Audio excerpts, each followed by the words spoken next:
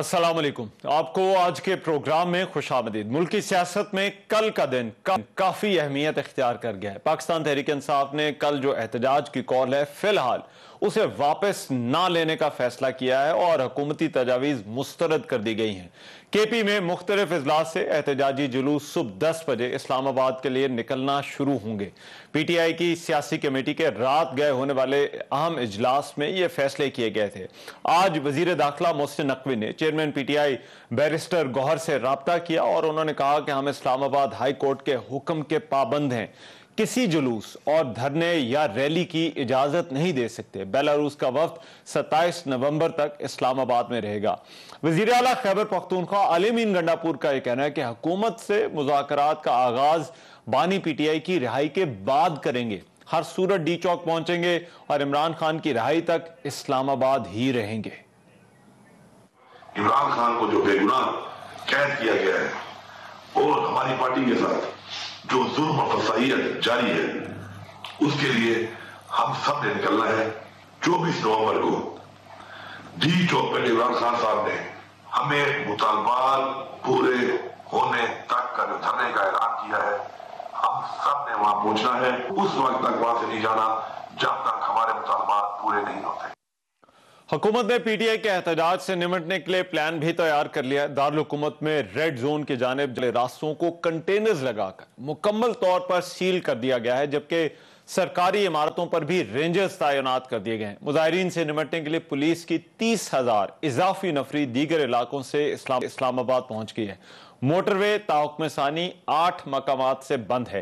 एहतजाज के पेश नजर रावलपिंडी और इस्लामाबाद को 33 मकामात से बंद किया गया है, जबकि लाहौर और फैसलाबाद से विफाकी दारुल हुकूमत को आने वाले तमाम रास्ते भी बंद हैं। ना सिर्फ दीगर शहरों से आने वाले रास्ते बंद हैं, बल्कि शहरों के जो अंदर रास्ते हैं वो भी जगह जगह से बंद किए गए हैं, जिसके बायस शहरियों को शदीद मुश्किलात का सामना करना पड़ा है। लाहौर और इस्लामाबाद के कई रहायशी इलाके ऐसे हैं जो कि एक दूसरे से कट गए हैं।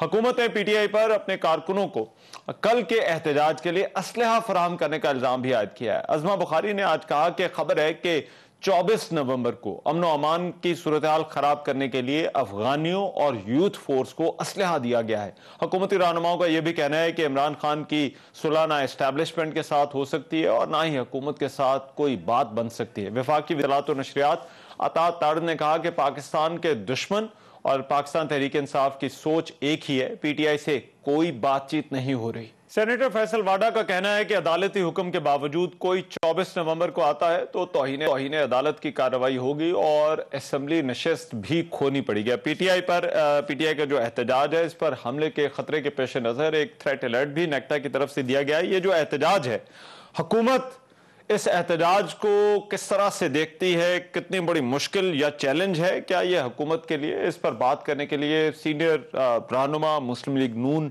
यहाँ जावेद लतीफ़ साहब इस वक्त मेरे साथ मौजूद हैं। उनसे तहरीक इंसाफ के एहतजाज के हवाले से बात करते हैं कि ये एहतजाज क्या रुख इख्तियार कर सकता है। मियाँ जावेद लतीफ़ साहब, बहुत शुक्रिया आपके वक्त का। मियाँ साहब, सबसे पहले तो ये बताइएगा, ये बातचीत भी हो रही थी, ऑर्डर भी आया, अदालती ऑर्डर भी, लेकिन इसके बावजूद ऐसा लगता है कोई हल नहीं निकला। अभी तक एहतजाज के इरादे पर तहरीक इंसाफ कायम है।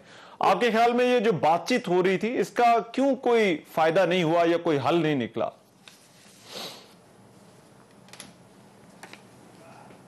नहीं, देखें, बात ये है कि जो मुज़ाकरात हो रहे थे, पहले तो कोई इसका एतराफ़ तो करे दोनों साइड से कि हाँ मुज़ाकरात हो रहे थे, फिर को बंदा अखज़ कर सकता है कि ये किस लेवल के मुज़ाकरात हैं, कौन कर रहा है। PTI वाले इकरार कर रहे हैं कि जी मुज़ाकरात हो रहे हैं बकौल रऊफ़ हसन साहब के, और बकौल रऊफ़ हसन साहब के हुकूमत वक्त से मुज़ाकरात नहीं हो रहे, उनसे हो रहे हैं जिनके खिलाफ वो मीर जाफर और मीर सादक वो कहते हैं।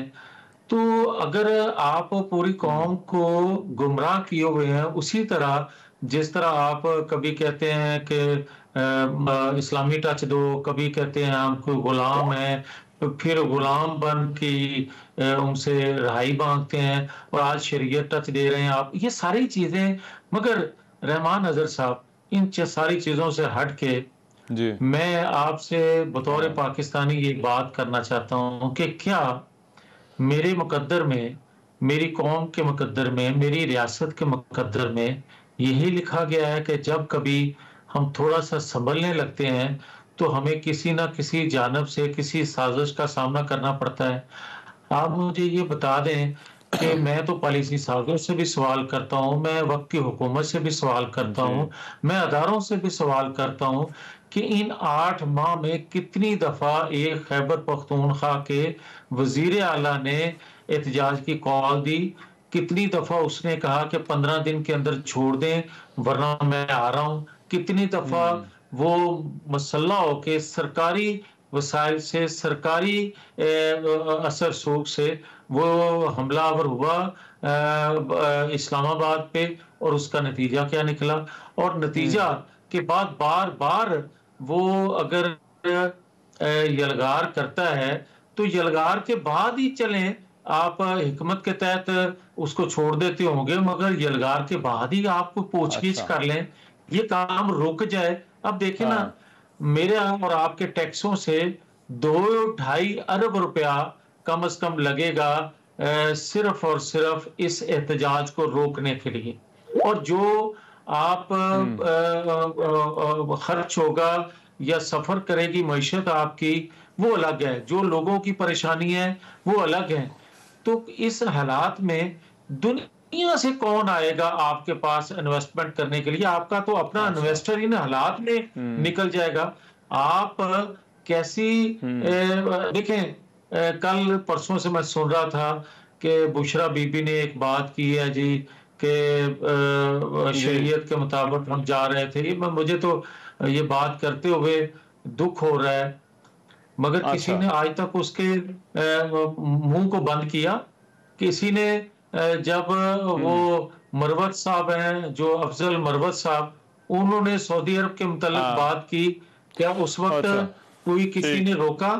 اور جب عمران خان صاحب نے خود جب ان کا طیارہ لے کے گئے تھے اور راستے میں جی جی جی جی میاں صاحب، اب یہ 2-3 چیزیں ہوگی، لیکن آپ کے خیال میں یہ پہلے بیانات والی چیز ہی آپ سے پوچھ لیتا ہوں۔ آپ کے خیال میں یہ جو بیان بشرا صاحبہ کی طرف سے، سابق خاتون اول ہے، ان کی طرف سے دیا گیا، یہ کیوں دیا گیا ہے؟ پھر اس سے وہ کیا حاصل کیا کرنا چاہتی ہے، وہ یا پی ٹی آئی؟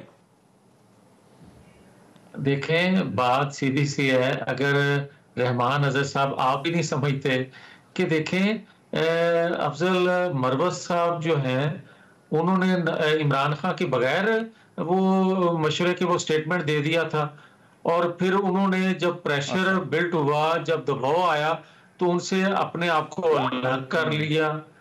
آج مجھے یہ بتائیں کہ بشرا بی بی نے جو سٹیٹمنٹ دیا ہے اور کچھ اس کو ڈس اون کر رہے ہیں، کیا عمران خان ان سے بھی فاصلہ کر لیں گے؟ پتہ تو چل جائے گا نا کہ عمران خان صاحب سے مشاورت کے بعد یہ سٹیٹمنٹ آتا ہے، اور پھر عمران خان دباؤ کے بعد کس طرح اپنے آپ کو الگ کر لیتے ہیں۔ اب بھی پتہ چل جائے گا کہ اتنا الگ کرتے ہیں بشرا بی بی سے۔ تو آپ کے خیال میں یہ سب کچھ جو ہے، یہ جو بیانات دونوں افضل مروت صاحب والا، شیر افضل مروت والا اور بشرا صاحبہ والا، یہ عمران خان کی مرضی سے دیے گئے ہیں یہ بیانات؟ یہ ہو ہی نہیں سکتا کہ آپ دیکھیں کہ زلفی بخاری یا جو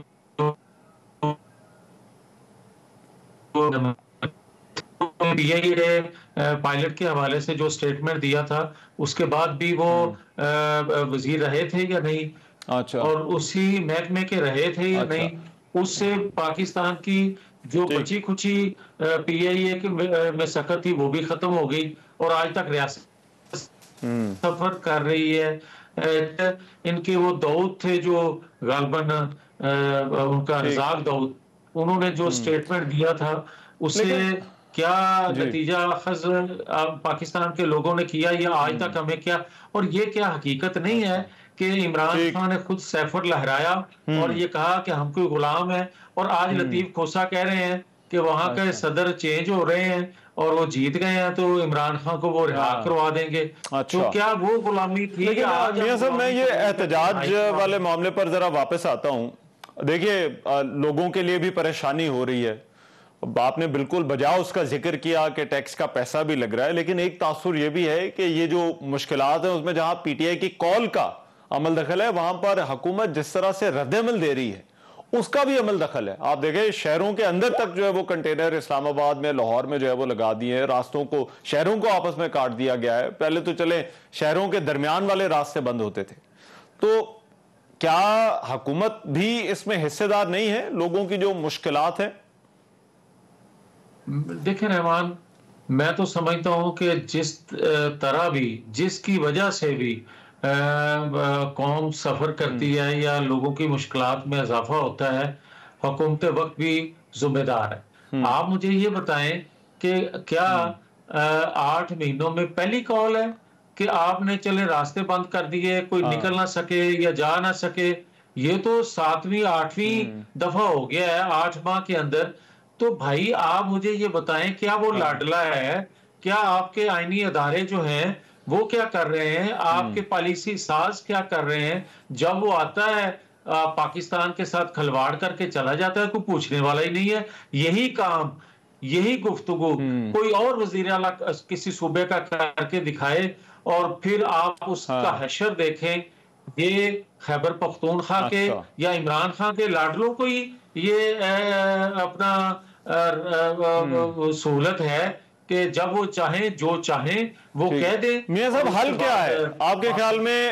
دیکھیں آپ نے ایک پرابلم بتا دی، آپ نے کہا کہ یہ وزیر اعلیٰ کا مسئلہ ہے، وہ بار بار آ رہے ہیں، بار بار احتجاج کی کال دے رہے ہیں. آپ کے خیال میں اس کا حل کیا ہے؟ کرنا کیا چاہیے پالیسی سازوں کا یا جو بھی اس وقت فیصلے لے رہے ہیں؟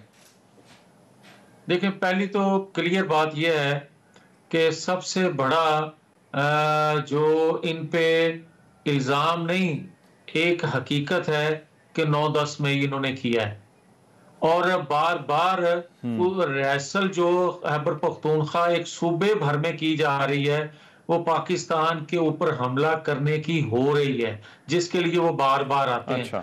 اگر پالیسی سازوں نے 9-10 مئی کرنے والے مجرموں کو سزا نہیں دینی، ان کو بار بار ریلیف دینا ہے، انگیج کرنا ہے، اور کبھی کسی کو رہا کر دینا ہے، کسی کو بند کر دینا ہے. اور یہ پتلی تماشا جو لگا ہوا ہے، اس سے میری ریاست کو نقصان ہو رہا ہے، اس سے میرے اداروں کو نقصان ہو رہا ہے، اس سے پاکستان کے اندر بددلی پھیل رہی ہے. آپ بڑا اگر آپ نے کوئی ان سے ڈیل ہی کرنی ہے، کسی نے ان کو این آر او ہی دینا ہے تو بھائی دے دو، ساڑی تے جان چھڑو. اور اگر آپ چاہتے ہیں کہ پاکستان کے اندر آئین قانون کی بالادستی رہے، آئین قانون کے مطابق پاکستان چلے، تو پھر آپ کو 190 ملین پاؤنڈ کا فیصلہ کرنا پڑے گا. پھر آپ کو 9-10 مئی کے مجرموں کا فیصلہ کرنا پڑے گا. 1.5 سال ہو گیا، نہیں ہو رہا. اچھا ٹھیک ہے، رائٹ. بہت شکریہ میاں جاوید لطیف ہمارے ساتھ تھے، سینئر رہنما مسلم لیگ نون. بات کر رہے سے اس جو احتجاج کی کال، اس کے تناظر میں. پروگرام میں ایک بریک شامل کر رہا ہوں، واپس آ رہا ہوں اس بریک کے بعد.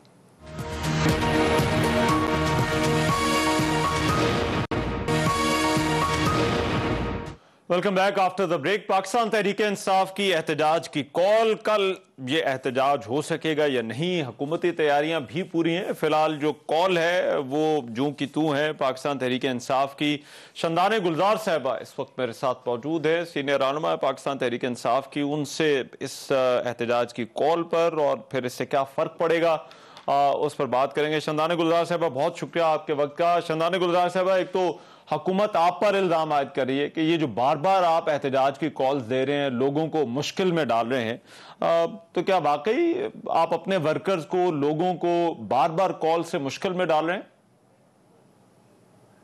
بہت شکریہ رحمان صاحب. پہلی بات یہ کہ ہمارے لوگ جتنے قافلوں میں سارے پاگلے ہیں وہ مسکراتے ہوئے نکلیں. ان کو اچھی طرح پتا ہے کہ جس قسم کی پولیس اور فوج انہوں نے اکٹھی کر لی ہے اسلام آباد میں، اس سے ہم نے کوئی اچھا دن نہیں دیکھنا.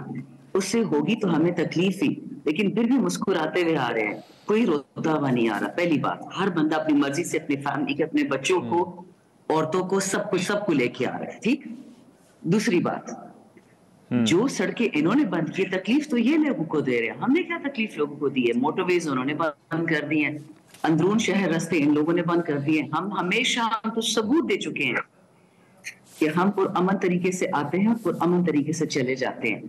لاٹھی چارج بھی یہ کرتے ہیں, شیلنگ بھی یہ کرتے ہیں, ہیلی کاپٹر ہمارے پیچھے یہ بھجواتے ہیں, پولیس والے یہ بھجواتے ہیں. ہر احتجاج میں آج تک ہم پرامن آتے ہیں, ہمیں کہتے اجازت ہے, تو ہمارا ملک ہے, کسی کا جہیز نہیں ہے, یہ اسلام آباد ہو گیا, یہ سڑکیں ہو گئی ہیں, ہماری عوام کے ٹیکس سے بنتی ہیں, ہمیں آنے دیں, آرام سے بیٹھنے دیں, 3-4 دن ادھر اپنے مذاکرات خان صاحب سے کرتے رہے.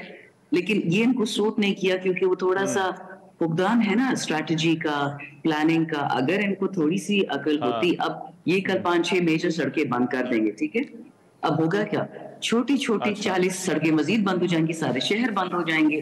اگر یہ بات تربیلا تک پہنچ گئی, تربیلا ان کا بلاک ہو جاتا ہے, تو آپ مجھے بتائیں پاکستان میں بجلی کا کیا ہوگا؟ بجلی تو ساری تربیلا سے لیتے ہیں, ہائیڈل پاور جو سستی بجلی ہے, ان کی انڈسٹری کا کیا ہوگا؟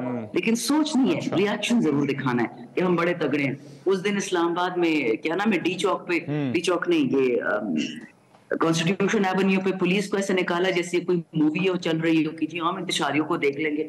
خدا کا خوف کرے, آئین میں لکھا ہے مجھے حق ہے کرنے کا پروٹیسٹ, اور آپ میرے پیچھے پولیس نکال رہے ہیں. اچھا, لیکن اس میں ایک بات چیت کی کوئی بات چلی تھی اور کوئی امید ہوئی تھی کہ شاید کہیں نہ کہیں پر کوئی مذاکرات ہو کر کوئی حل جو ہے وہ نکل آئے. آپ کے خیال میں وہ جاری رہنی چاہیے تھی یا جاری رہنی چاہیے اگر بات چیت کا کوئی موقع نکلتا ہے؟ دیکھیں جی, خان صاحب سے تو یہ لوگ 2.5 سال سے ڈیفرنٹ باتیں کر رہے ہیں, کبھی پریشر ڈالتے ہیں, کبھی زور زبردستی کرتے. اب حالیہ ہے جو ہم نے سنا تھا, کیونکہ میں تو کسی کور پولیٹیکل کمیٹی کا حصہ نہیں, خان صاحب سے ملے بھی مجھے 4 مہینے ہو گئے. تو جو ہم سنتے ہیں سوشل میڈیا میں اڑتی پڑتی خبریں یہ ہیں کہ کہا جا رہا ہے کہ خان صاحب کی 3 شرطیں مانی جا سکتی ہیں, یعنی کہ جو بے گناہ پرزنرز ہیں ان کو چھوڑ دیں, ملٹری ٹرائلز کو سویلین ٹرائلز میں کنورٹ کر دیں, فارم 45 کی گورنمنٹ جو 8 فروری کو الیکٹ ہوئی تھی اس کو لگا دیں. سننا بھی آ رہا ہے, ہو سکتا ہے سارا جھوٹ ہو, لیکن شرط یہ ہے کہ 1 سال بلاول کو اور کچھ عرصہ مریم کو پی ایم بنا کے دکھانا ہے. ابھی اڑتی اڑاتی خبریں میرے پاس کوئی پروف نہیں ہے, لیکن یہ کیسی شرطیں ہیں آپ مجھے بتائیں. یہ ملک مٹھائی ہے کہ ہم بانٹیں گے لوگوں میں, تو اس پہ کیا مذاکرات ہو سکتے ہیں آپ مجھے بتائیں نا. اچھا, لیکن آپ کی پارٹی کے اندر کوئی بات تو ہوئی ہوگی, کچھ بتایا ہوگا کہ وہ یہ کہہ رہے ہیں اور یہ مان لیا جائے, یا بات چیت جو ہے وہ کوئی کامیاب کیوں نہیں ہوئی؟ تو کوئی پارٹی میں اس پر کوئی ڈسکشن ہوئی ہے آپ لوگوں کے ساتھ, جن لوگوں کی بھی بات آگے ہوئی ہے؟ اگرچہ تحریک انصاف کہہ رہی ہے بات ہوئی ہے, وہ تصدیق نہیں کر رہے, لیکن پارٹی میں کوئی ڈسکشن ہوئی ہے اس پر؟ دیکھیں, جو میں اس گروپ کا حصہ ہوں وہ پارلیمنٹری پارٹی ہے, parliament supreme, so allegedly our parliamentary party group is also supreme. ہماری ملاقات نہیں ہوئی ہے پچھلے 2 ہفتوں میں, نہ ہم سے کوئی بات ہوئی ہے. اتنا ضرور ہوا ہے, ہم سن رہے تھے خان صاحب نے میڈیا کو بتایا کہ بیرسٹر گوہر صاحب کو اور سی ایم علی امین گنڈا پور کو ٹاسک دیا گیا تھا خان صاحب کی طرف سے کہ آپ بات کریں, لیکن اینڈ میں پھر یہی ہوا کہ وہ کہہ رہے تھے کہ مزید ٹائم چاہیے اس ڈسکشن کو کامیاب بنانے کے لیے, پر خان صاحب نے بکایا مزید ٹائم کی گنجائش نہیں رہی. اور آپ یہ دیکھ لیں, میں نے پہلے بھی یہ بات کی تھی کہ جس طرح 2014 کا دھرنا ختم ہوا تھا, جس طریقے سے آپ کو یاد ہے آرمی پبلک اسکول پشاور میں ہمارے بچوں کا کیما بنا دیا گیا تھا, اسی طرح 3 دن سے پڑا چنار میں آگ لگ گئی ہے.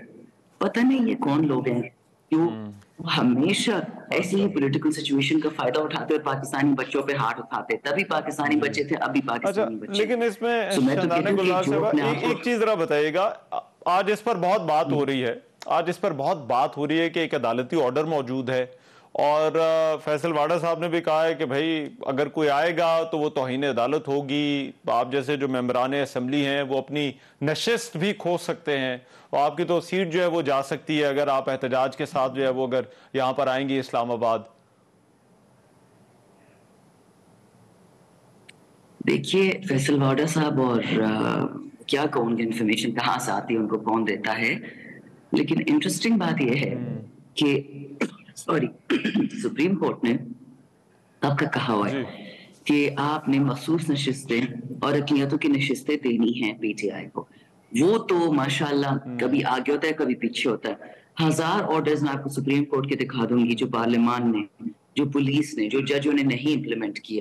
وہاں تو توہین عدالت نہیں ہوتی ہے, لیکن ہمارے پرامن احتجاج پہ اگر ہوگی توہین عدالت ہوتی کہ دیکھ لی جائے گی, ہم بھی اسی عدالت میں جا کے اپلیکیشن دائر کر دیں گے.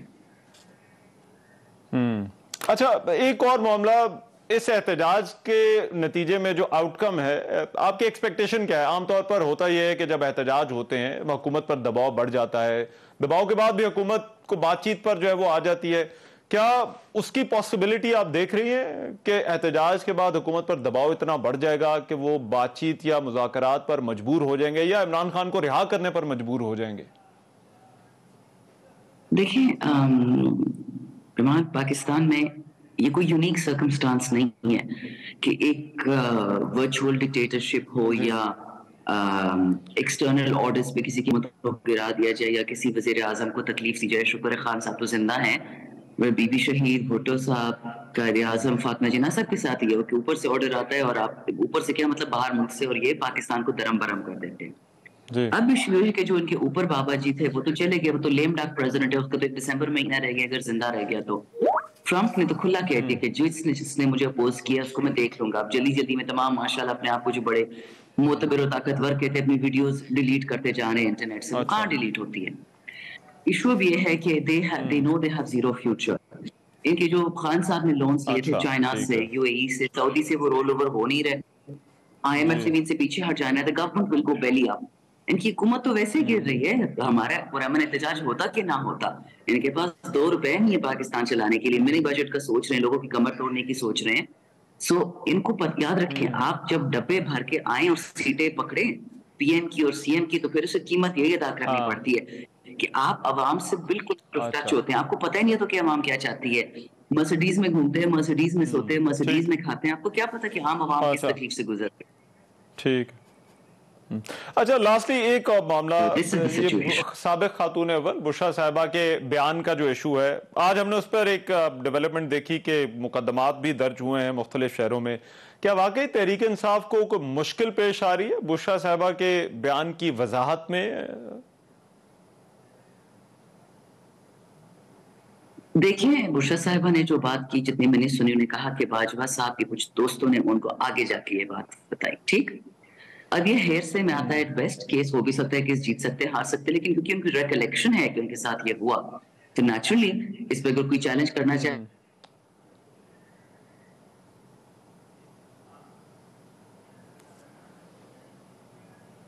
اچھا،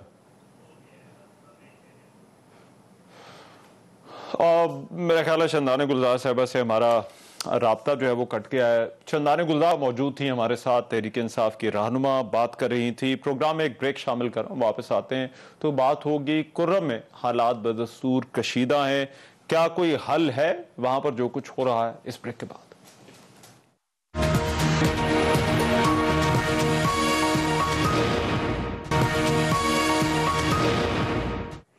welcome back after the break. کرم میں حالات بدستور کشیدہ ہیں. اب سے کچھ دیر پہلے یہ اطلاع آئی تھی کہ وزیر اعلیٰ کی ہدایت پر پارا چنار جانے والے کے پی کے وفد کے ہیلی کاپٹر پر فائرنگ کا واقعہ پیش آیا. تاہم سرکاری ذرائع نے اس ہیلی کاپٹر پر فائرنگ کے واقعے کی تردید کرتے ہوئے کہا ہے کہ ایسا کوئی واقعہ پیش نہیں آیا اور وفد میں شامل تمام افراد محفوظ ہیں. مشیر اطلاعات خیبر پختونخوا بیرسٹر سیف نے حکومتی وفد سمیت ضلع کرم کے دورے کے موقع پر کہا کہ وزیر اعلیٰ کے پی کی ہدایت پر حکومتی وفد ضلعی عمائدین سے جرگہ کر رہا ہے. کشیدگی کے خاتمے کے لیے تمام معاملات خوش اسلوبی سے حل کرنے کی کوشش کی جا رہی ہے. ان کا کہنا تھا کہ ہماری اولین ترجیح دونوں فریقین کے درمیان سیز فائر کروا کر پائیدار امن قائم کرنا ہے. 2 روز پہلے ضلع کرم کے مختلف مقامات میں مسافر گاڑیوں پر فائرنگ کر کے 6 خواتین اور بچوں سمیت 45 افراد جو تھے ان کو وہ جاں بحق ہو گئے تھے. اس کے بعد سے حالات وہاں پر بدستور کشیدہ ہیں اور مزید مختلف واقعات میں 18 افراد جاں بحق ہو گئے. حالات کی خرابی کی وجہ سے تعلیمی ادارے بند ہیں. لور کرم میں گزشتہ رات مسلح افراد نے متعدد دیہات اور بگن بازار کو نظر آتش کر دیا، جبکہ نادرہ آفس اور پیٹرول پمپ کو بھی آگ لگا دی گئی. ان خدشات کا اظہار کیا جا رہا تھا کہ فائرنگ واقعے میں جو پہلے واقعہ پیش آئے، اتنی تعداد میں ہلاکتوں کے بعد حالات مزید خراب ہو سکتے ہیں. کیا وجہ ہے؟ وہاں پر ابھی بھی یہ امن و امان قائم رکھنا ایک بڑا چیلنج ہے. اس وقت علاقے کی جو صورتحال ہے اس پر کیا جا سکتا ہے؟ احسان اللہ ٹیپو محسود تجزیہ کار ہیں، ان معاملات پر بڑی گہری نظر رکھتے ہیں، میرے ساتھ اسٹوڈیوز میں موجود ہیں، ان سے اس حوالے سے بات کرتے ہیں. بہت شکریہ احسان صاحب آپ کے وقت کا. احسان صاحب، سب سے پہلے تو یہ بتائیے گا کہ علاقے میں ظاہری بات ہے اتنا بڑے واقعے کے بعد ایک چیلنج تو تھا، لیکن یہ کیا وجہ ہے کہ باوجود اس کے کہ ہر طرف سے نوٹسز ہیں، سرکار جو ہے وہ بھرپور طریقے سے انوالو ہے، لیکن اس کے باوجود ابھی تک وہاں پر جو ہے وہ ٹینشن موجود ہے اور جو ہے وہ حالات بدستور کشیدہ ہیں؟ ہاں ایگزیکٹلی، یہ تقریباً 1 سال سے یہ مسئلہ چلتا آ رہا ہے اور دونوں جو قبیلے ہیں وہاں پہ تو ایک دوسرے کے اوپر وہ حملے کرتے آ رہے ہیں اور اس میں کافی بڑی تعداد میں لوگ بھی مارے جا رہے ہیں. یعنی پرسوں کا جو واقعہ ہے جس میں 45 کے قریب ہلاکتیں ہوئی ہیں تو وہ تو یہ تھا کہ یعنی بہت ہی بڑا، اس سے پہلے بھی واقعات ہوئے ہیں، 15 کہیں پہ وہ ٹارگٹ کرنا، کہیں پہ 18 کے قریب 20 کے قریب جو مخالف قبیلہ ہے ان کے لوگوں کو مارنا، اور یہ چیز ہم ایکسپیکٹ کر رہے تھے. یہ جو پرسوں کا واقعہ ہے کہ کیونکہ حکومت کی انوالومنٹ تھی نہیں اور ڈی سی کے ذریعے وہ معاملات کو ٹھیک کرنے کی کوشش کر رہے تھے اور معاملات ان سے ٹھیک ہو نہیں پائے. اور دوسرا یہ کہ پرسوں کا جو واقعہ ہوا پھر اس کے ریونج میں یعنی پھر ایک گاؤں پہ حملہ ہوا جس میں 32 کے قریب ہلاکتیں ہوئی ہیں. تو ٹوٹل اگر آپ ملائیں تو صرف 2 مہینوں میں 100 سے زیادہ ہلاکتیں ہو چکی ہیں دونوں طرف سے. اور آج اچھی بات ہے کہ پروونشل گورنمنٹ کی طرف سے ایک ڈیلیگیشن گیا ہے وہاں پہ اور ان کا جو وہ ہے سرکاری ذرائع تو اس کو ڈینائی کرتے ہیں، لیکن ہماری اپنی بھی بات ہوئی سی ایم ہاؤس میں لوگوں سے تو انہوں نے کہا کہ ہاں فائرنگ ہوئی اور بہت قریب ہوئی تھی ہیلی کے، لیکن یہ تھا کہ وہ ہم بچت ہوگی کہ یعنی ٹارگٹ نہیں ہوا ہیلی کاپٹر. تو حالات ابھی بھی ہیں. ابھی بھی سب سے جو امپورٹنٹ چیز وہاں پہ کرنی چاہیے کہ وہاں پہ ڈی ویپنائز کرنا چاہیے اس علاقے کو. بہت بڑی تعداد میں وہاں پہ اسلحہ دونوں کے پاس، اس میں اینٹی ایئر کرافٹ گنز تک ہے. تو وہ یعنی اسلحہ جب تک آپ سیز نہیں کرو گے تو مجھے نہیں لگ رہا ہے کہ معاملات ٹھیک ہوں گے. ایک اور فیکٹر جو ہے کہ اس میں پھر پراکسی یعنی جو پڑوس کے ممالک ہیں ان کی انوالومنٹ بیچ میں آ جاتی ہے تو وہ بھی اپنے مقاصد کے لیے اس چیز کو ایکسپلائٹ کرنے کی کوشش کرتے ہیں. اور خدشہ یہ کہ اگر اس کو ٹائملی کنٹرول نہ کیا گیا، ماضی میں بھی ہم نے دیکھا 80s میں 90s میں کہ ایک سیکٹرین جو کانفلکٹ اس ملک میں رہا ہے تو وہ چیز بڑھ سکتی ہے. اس میں مجھے بتائیے یہ جو کرم کا مسئلہ ہے اس کو پہلے بھی یہ چند ماہ پہلے جو ہے وہ یہ خاصا خراب ہو گیا تھا اور اس کے بعد پھر کچھ کوشش ہوئی تھی، جرگے ہوئے، وفد گئے، کچھ کنٹرول ہو گیا تھا، یہ تاثر تھا. اس وقت مسئلہ حل کیوں نہیں ہو سکا؟ وہ جرگے ہوئے یعنی دونوں طرف سے وہاں پہ اور اس میں سینئر ملٹری آفیشل بھی گئے تھے جو لوکلی سینئر ملٹری آفیشل ہے، یہ نہیں کہ کوئی اسلام آباد پنڈی سے ہو کے گیا. اور ڈسٹرکٹ ایڈمنسٹریشن یا چیف سیکرٹری آفس کی طرف سے بھی انوالومنٹ تھی لیکن وہ مسئلہ حل نہیں کرا سکے. یعنی ریسنٹلی جو 3 بڑے واقعات ہوئے ہیں، مقبل کا علاقہ وہاں پہ یعنی جھڑپ ہوئی جس میں 18 کے قریب لوگ مارے گئے، اور اس سے پہلے بوشیرہ میں ایک گاؤں تھا وہاں پہ حملہ ہوا جس میں 45 کے قریب وہاں پہ بھی لوگ مارے گئے تھے لیکن وہ ہیڈ لائنز نہیں بن سکی. پھر برسوں کا واقعہ اور پھر کل شام کا جو واقعہ ہے تو یہ ایک پوری ایک سیریز ہے، ایک سیکوینس ہے. اور حکومت دوبارہ میں یہ کہوں گا کہ حکومت کی انوالومنٹ جو تھی وہ نہ ہونے کے برابر تھی، چاہے وہ پروونشنل گورنمنٹ ہو چاہے وہ فیڈرل گورنمنٹ ہو. اور یہ جو مقامی لوگ تھے جرگا تو وہ بار بار یہ ایشو کو اٹھا بھی رہے تھے، میڈیا میں بھی ایسا اس کو وہ توجہ نہیں مل رہی تھی. تو یہ جو واقعہ تھا یہ ایکسپیکٹڈ تھے. لیکن اب اس میں بتائیے اس میں جو ان قبائلی علاقوں میں ایک تو قبائلی کلچر تو موجود ہے اور ہر گاؤں میں جو ہے وہ معاملات جو ہے وہ اسی طرح سے دیکھے جاتے ہیں. سیاسی قیادت خاص طور پر جو وفاقی اور صوبائی سطح کی ہے، کیا آپ کے خیال میں اس کا کوئی کردار ہو سکتا ہے اس معاملے کو حل کرنے میں؟ میں صرف حکومت کی بات نہیں کر رہا، میں کہہ رہا ہوں کہ جو سیاسی قیادت موجود ہے اس علاقے کے اندر. بالکل، اس میں اپوزیشن جو پولیٹیکل پارٹیز ہیں ان کو بھی یعنی انگیج کرنا چاہیے، لیکن وہاں پہ سیاسی قیادت کا بھی ایک ایشو ہے کہ وہ بھی سیکٹرین لائنز پہ ڈیوائیڈڈ ہیں. تو یہ وہ ایک یونیلیٹرل اپروچ کہ یہ ہمارے علاقے کا ایشو ہے، یہاں پہ اگر شیعہ کے ساتھ کچھ ہوگا تو سنی کو بھی وہ آرام سے نہیں رہ پائے گا اور سنی کے ساتھ بھی یہی ہوگا. تو میرے خیال میں وہ اپروچ وہ بھی ڈیوائیڈڈ آپ کو جو ہے وہ بھی ڈیوائیڈڈ ہے. تو اس وہاں پہ بھی ہمیں کہ اس ایشو کو بھی پولیٹیسائز کیا گیا ہے ووٹ بینک کے چکر میں ان معاملات میں، اور جو اصل ایشو ہے اس پہ توجہ کوئی نہیں دے پا رہا. اور اصل ایک اور بھی ایشو ہے کہ انہی پولیٹیسائز کرنے کا مطلب یہ کہ انہی ایشو کو کمزوری بنا کے ایکسپلائٹ کر کے وہ پھر اپنا ووٹ بینک کو مضبوط کرتے ہیں. تو میرے خیال میں اس پہ توجہ دینی چاہیے. اب جو سیکیورٹی کے معاملات ہیں وہاں پر ہم نے دیکھا ہے کہ ایف سی معاملات کو دیکھتی ہے، فوج دیکھتی ہے، صوبائی اپریٹس بھی موجود ہوتا ہے، عام طور پر ان تینوں کی کوارڈینیشن ہوتی ہے. تو آپ کو لگتا ہے کہ یہ بھی ایک چیلنج ہے اس وقت جو وہاں پر اس علاقے میں موجود ہے، یا پھر یہ سیٹ اپ جو ہے وہ باہر طور پر اپنے طور پر موجود ہے جس طرح باقی علاقوں کے اندر ہے؟ ہاں، یہ بہت بڑا چیلنج ہے اور یہ چیلنج ایک اس کا اپنا ایک رخ ہے. یعنی وہ جو باقی ملیٹنسی اور یہ T T P Pakistani Taliban اور سیکورٹی فورسز کے بیچ میں جو ایک کانفلکٹ ہے یہ اسے ہٹ کے یہ لوکلائزڈ ابھی تک لوکلائزڈ ایشو ہے لیکن چانسز ہے کہ یہ پرولیفریٹ نہ ہو جائے باقی جو ملک کے حصے ہیں.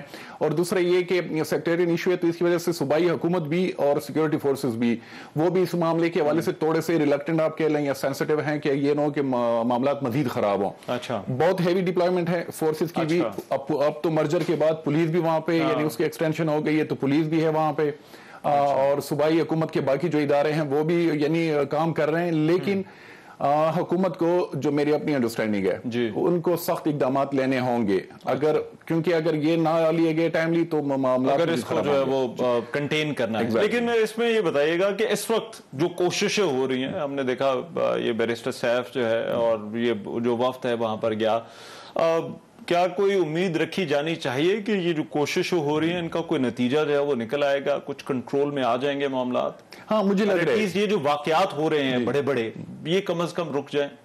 اور مجھے لگ رہا ہے کیونکہ پہلی دفعہ میں لگ رہا ہے کہ اتنے سینئر لیول پہ انہوں انگیج کرنے کی حکومت کوشش کر رہی ہے. اب آج جو گئے ہیں تو وہاں پہ جو قبائلی جرگہ ہے تو یعنی ابھی تک ڈیٹیل سامنے زیادہ نہیں آئی لیکن پارا چنار میں میرے خیال میں جو شیعہ اہل تشیع کا جو قبائلی جرگہ ہے ان سے ملاقات ہوئی. کل ہو سکتا ہے جو سنی اہل سنت کا جو جرگہ ہے ان سے ملاقات کر لیں.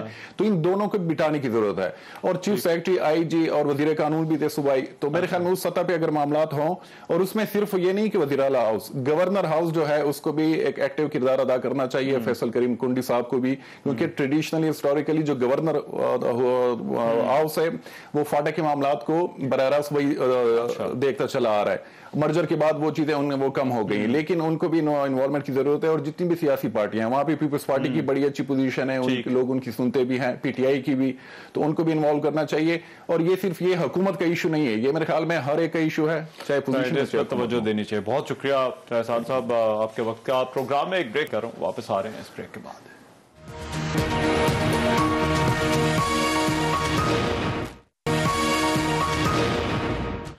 Welcome back after the break. Pakistan Peoples Party اور مسلم لیگ نون دو حکومتی بڑی جماعتیں ان کے درمیان جو ہے وہ پانی کے حوالے سے ایک تنازع ہے کینالز کا جن کا اعلان کیا گیا. یہ ایک طرح سے صوبہ سندھ اور وفاق کے درمیان بھی جو ہے وہ پانی کی تقسیم کے معاملے پر جو ہے وہ یہ مسئلہ ہے اور ایسا لگتا ہے کہ یہ بدستور قائم ہے. آج وزیر اعلیٰ سندھ مراد علی شاہ نے کراچی میں میڈیا سے گفتگو کرتے ہوئے کہا کہ پانی کے مسئلے پر ہمارا موقف بالکل واضح ہے. ہم صوبے کے حق پر کسی کو ڈاکہ ڈالنے نہیں دیں گے. سندھ کے حصے کا ایک قطرہ پانی بھی کہیں نہیں جانے دیں گے. انہوں نے کہا کہ نہروں کے معاملے پر پاکستان پیپلز پارٹی کا موقف ہمیشہ سے واضح رہا ہے اور پانی کے معاملے پر ہماری جماعت ہمیشہ اگلی صف پر رہی ہے.